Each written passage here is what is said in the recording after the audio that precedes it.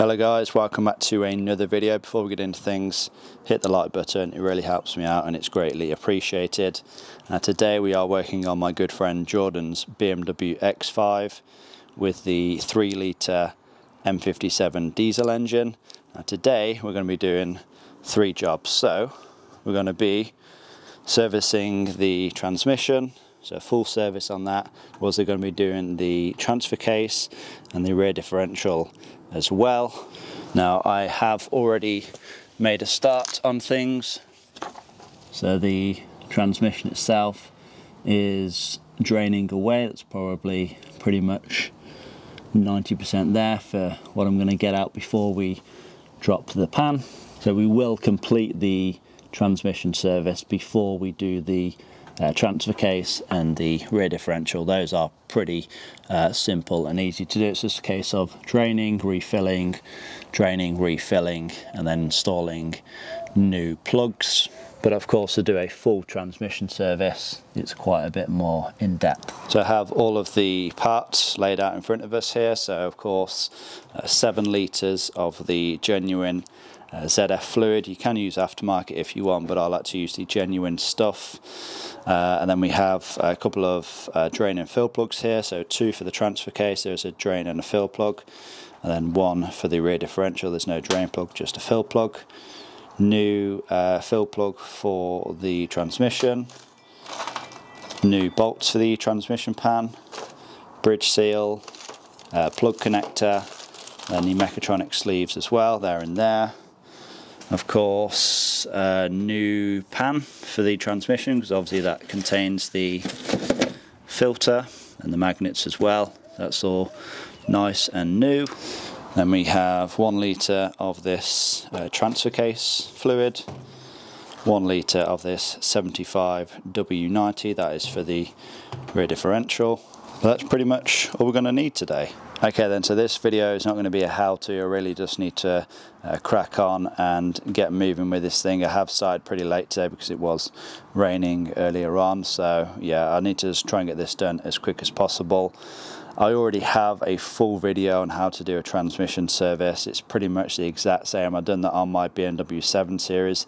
The only difference with doing it on an X5 is you may have trouble accessing the rear bolts for the filter pan. So essentially what you need to do is remove this bolt here that goes through the transfer case that holds the mount up for the transfer case, and then you can jack the transfer case itself up slightly and it should give you room to get to the rear bolts on the filter pan there. You then just remove those 4 rear T40 bolts with a T40 bit and a 1/4 inch spanner. I already have, plenty of videos showing you how to service a rear differential, so that's really nothing new. Now when it comes to the transfer case, I haven't made a video on that, but it's very, very easy to do. You just have a drain plug and a fill plug and it holds around 1 litre of fluid. Okay, so as you can see, the mechatronics unit is now removed. So the original filter pan that has been removed, also remove the plug connector, of course, the bridge seal, which the O-rings inside of this, they had actually fallen out and stuck to the inside of the transmission. There's one just there, and obviously the mechatronic sleeves, they've also been removed, and then the original fill plug as well. And so this is how the transmission is looking. As you can see, new bridge seal in place, new mechatronic sleeves in place. I just need to reinstall the mechatronics unit itself, and then obviously the filter pan can go back on as well. Okay then, little update on the transmission service. So we are getting there with it now. Obviously the mechatronics unit, that has been reinstalled. All of the bolts been torqued down. The filter pan, that's been reinstalled. Again, all of the bolts torqued down to spec and in the correct sequence. Also made sure that the drain plug, that has been torqued down to 8 Newton meters. I've then reinstalled the transfer case mount bolt that has been secured in place with the nut on the end. That has been torqued down as well. and now I'm just in the process of filling up with fluid. So far I have around 3 litres of fluid in. We have done the cold fill. Now I'm just getting ISTA loaded up on the laptop, and then I'm going to cycle through the gears and then get the fluid up to temperature, and then we can begin the rest of the filling procedure. And there should be the best part of all that fluid still left to go in. Oh, by the way, to the person that left the comment on my transmission service video, they recommended I get one of these pressure sprayers, and yeah, I completely agree. This has definitely changed the game. Before I was just using a hand pump, and when it comes to the second part of the filling procedure, you know, when you have to get the fluid between 30 and 50 degrees Celsius, you really don't have a lot of time.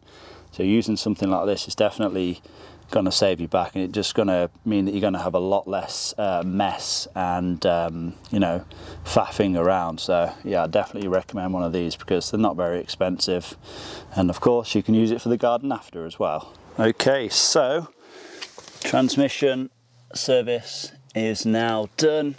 Also reset the adaptions, and I've just deleted all of the fault codes that are in the fault memory as well. And while it does that, I've also drained the transfer case as well, of course. Make sure you can remove the fill plug before you remove the drain plug. Now again, BMW don't like you servicing these, so they make it very awkward. So the drain plug, as you can see, is here, very close to the transfer case cradle, so you can't get a socket on there.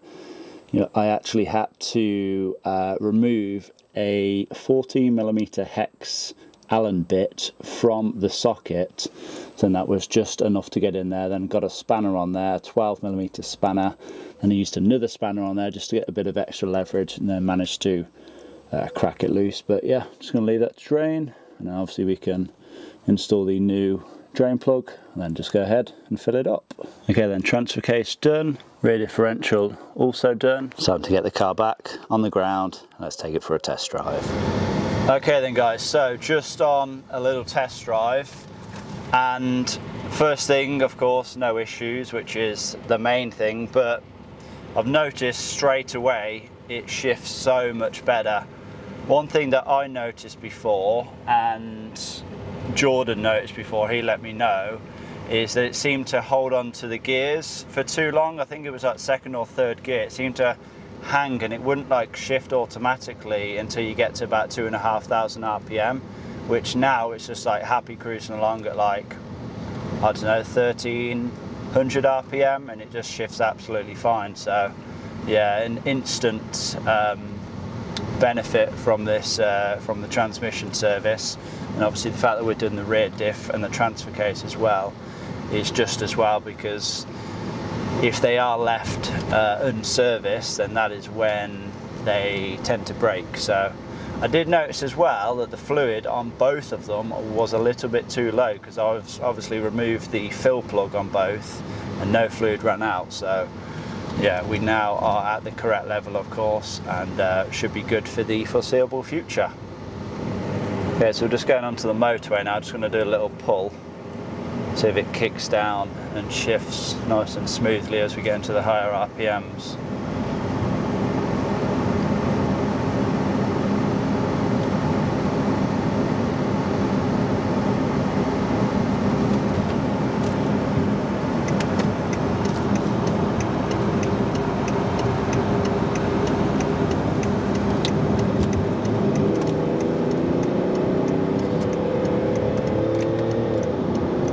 Oh, that's a lot better.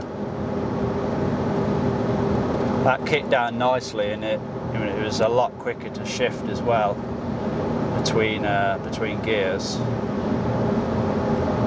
All round, good result. Okay then, so we are in fact now back home. So dropped the car off at my good friend Jordan's house. I actually took it for a little bit of a test drive with him, and yeah, he noticed the difference pretty much straight away. He said like it goes through the gears much smoother now, and it was definitely holding, I think, second and third gear a bit too long. Like it wouldn't change up a gear until you got to like 2,500 RPM, which in a diesel is very, very high. But now obviously it's happy to switch, you know, change up when you get to like 1,500 RPM. So yeah, gear changes are definitely a lot smoother now. So, you know, it's definitely something that I would recommend as well. I don't know if I did mention, but the transmission pan, so the filter pan, and then all on the seals as well, they all had original 2008 parts on. So that car had never had a transmission service, which at 115,000 miles is not really the best, but I didn't really expect anything less, to be honest. BMW recommend that you don't need to service these transmissions, that they are, you know, that they contain lifetime fluid. Now ZF, the manufacturers of the transmissions, they recommend an oil change on them every 60 to 80,000 miles. So, you know, they manufactured the transmissions, so I think you should probably go with their advice. BMW's lifetime recommended servicing is often, you know, lifetime of the warranty or around 100,000 miles. But yeah, if your car has done over 100,000 miles and you have an automatic transmission, I'd recommend doing a full service like we done today. Now you could actually go a step further and swap out the solenoids as well, but that's like another 200, 300, 400 pounds. And in my experience, you know, from my past experience, it's not really something you need to do unless you are having issues with, you know, specific gear changes, and you know, you are obviously having fault codes with your gearbox. Now, there wasn't any fault codes from before, you know, there wasn't any fault codes previously with the transmission. This is purely something we done out of preventive maintenance, along with the transfer case and the rear differential as well. You know, these are things that you definitely want to keep on top of. We have a bunch of other jobs lined up for the car as well.